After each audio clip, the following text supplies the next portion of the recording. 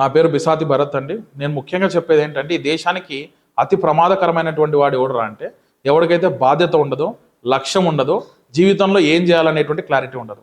నేను వాళ్ళు ఏం చెప్తున్నానంటే, టెర్రరిస్టుల కంటే, తాలిబాన్ల కంటే మోస్ట్ ప్రమాదకరమైన వాళ్ళు. ఎందుకంటే ఒక టెర్రరిస్టుకు తాలిబాన్కి కనీసం వాడు ఏం చేయాలని లక్ష్యం అన్న తెలుసు, మనకు అది కూడా తెలియదు. ఈ దేశంలో వాళ్ళకి రిసోర్సెస్ వేస్ట్, వాళ్ళ ఇంట్లో వాళ్ళు ముప్పాదిగా పెట్టి మేపుతూ ఉంటారు. వాడికి ఉండడానికి ఇల్లు వేస్ట్, వేసుకోవడానికి బట్టలు వేస్ట్, ఎంతో రైతు కష్టపడి పండించినటువంటి ధాన్యం అంతా కడుపులోకి మేస్తుంటాడు.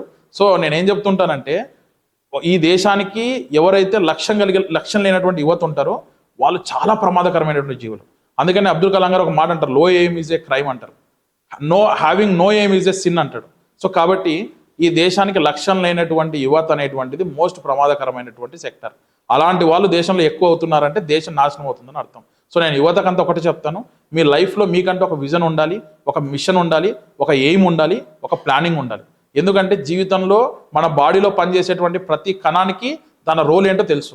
మనకు మన రోల్ తెలియకపోయిందంటే అంతటికంటే జీవితంలో దుర్మార్గమైనటువంటి చర్య ఇంకొకటి ఉండదు.